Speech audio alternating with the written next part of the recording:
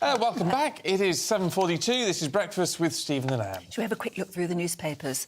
The Times leads with the BBC crisis as a TV presenter is alleged to have paid a teen for sex photos. In the Sunday Telegraph, George Osborne's wedding day was disrupted by a protester who threw orange confetti over him and his wife. The Sunday People says plain stupid Tories as the government spends $800,000, apparently, on painting a UK flag on Rishi Sunak's jet. And the Sunday Express says banks have been accused of putting the nation's security at risk by refusing to do business with Britain's defence industry. So let's go through what some of the papers are saying. Join us this morning, writer and journalist Emma Wolfe and deputy editor of Spiked, Fraser Myers. I was thinking, Fraser, if I had a plane, I'd have a diamond on the back. But Rishi Sunak's getting a Union Jack. Tell us about Sir Keir Starmer. So, this is an interesting story. Ed Miliband, Keir Starmer's sort of energy and environment spokesperson, was giving this big presentation on Labour's, revolutionary plans to make Britain a clean energy superpower. And after the presentation, Keir thanked Miliband, said that's all very nice.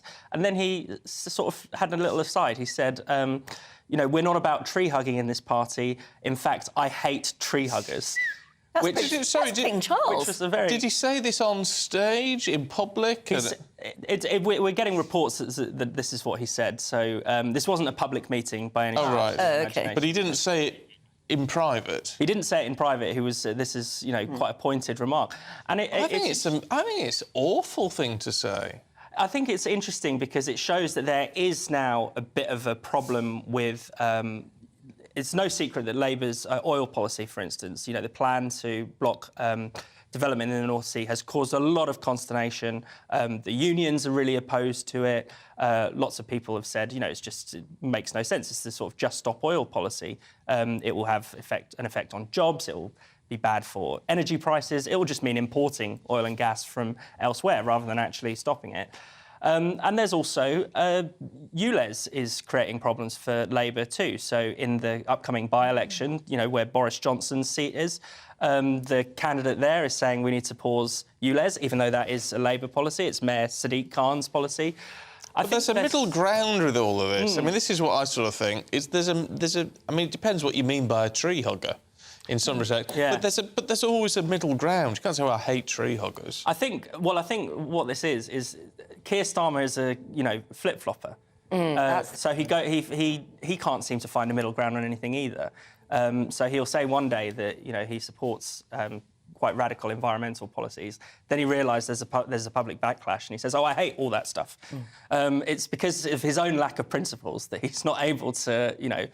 He doesn't seem to clear... have a firm core. He doesn't seem to have firm convictions. It's not just the flip-flopping, which looks really bad. It's the fact that he doesn't seem to be. And whatever he means by tree huggers, it's dismissive. It dismisses the whole, in shorthand, it dismisses the whole environmental movement, doesn't it, in a way? Yes. Even though he probably meant it in a much more nuanced way. He probably meant swampy types that disrupt public events or something, activists. Yeah. But, yeah, I hate tree huggers is going to put a lot of people... But have we actually seen up. video of him saying that or anything like that? Or is it just... No, but it's reported, quoted in the papers, so I think he'll have to answer that one. See, I feel particularly offended because I'm not a mad environmentalist like these protesters and things.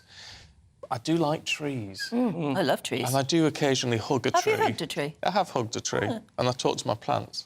You need to talk to plants. I don't hug trees, but I definitely walk barefoot on grass and things like that. Yeah. It's amazingly kind of grounding. I love trees. I think trees are just so amazing because if they're big, they're old. Space. And you just think, what have those trees seen?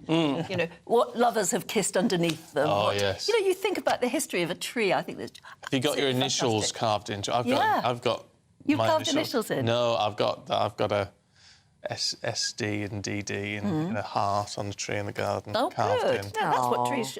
You old romantic. I'm sure trees love that. I love it. Yeah, no, I'm sure Keir Starmer doesn't want to go around bulldozing trees either, No.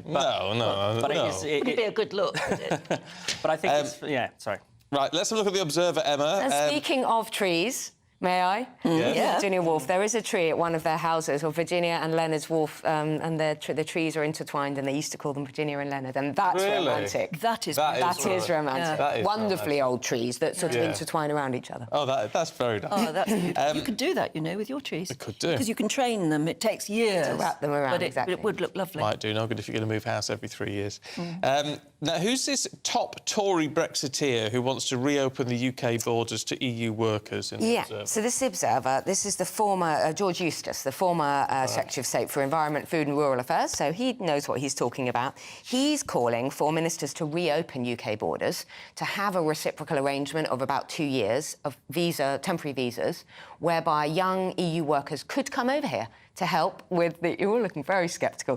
To help... This is about the acute labour shortages in this country, basically, in the food industry, in the hospitality industry, in the pubs and bars and restaurants.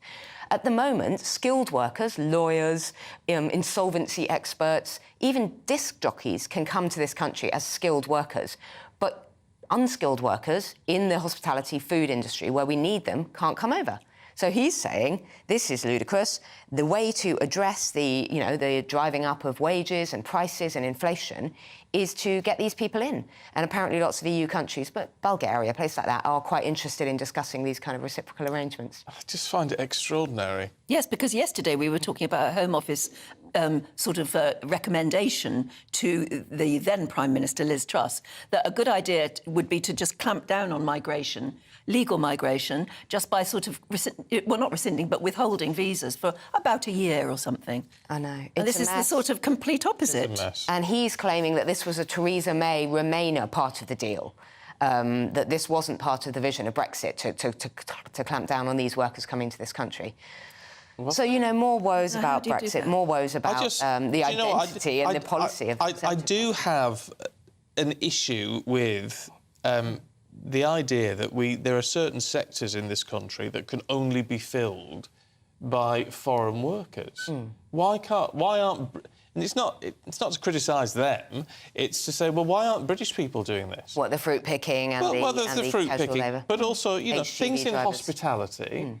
You know, when did you last go to a restaurant and you were served by an English person? It becomes almost impossible now. They're all full of Europeans, and it's not to criticise them for wanting to come here and work. That's fine.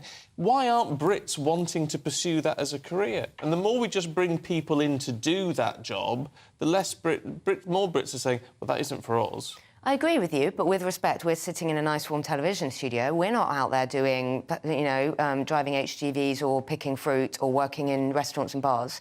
I don't know. It's years. I have done all... I've never driven an HGV and I've never picked fruit. But I have worked in restaurants and bars and stuff, and it can be nice, it can be unpleasant. So maybe the conditions are simply not Is it so attractive poorly enough. paid that a Brit wouldn't consider it, or is the perception of it that it's so poorly paid? Yeah, I think it's a bit of both. I don't necessarily think it's a bad thing for wages to rise. I think that's one of the interesting things that's come out of it. It's, he's not saying this explicitly, but he's saying we need to essentially, in order to get hold of inflation, we need to keep wages down. And you do think, well, we've had the biggest squeeze in wages over the past 10 or so years, in centuries. Not just in decades. Wouldn't it be a bad thing if they went up a bit? Yeah. But, Brexit doesn't mean an end to immigration either. We should be debating these issues. Exactly. What's right for the country, We've got to leave it there, sadly. Fraser, Emma, thank you. We'll catch up with you a little bit later on.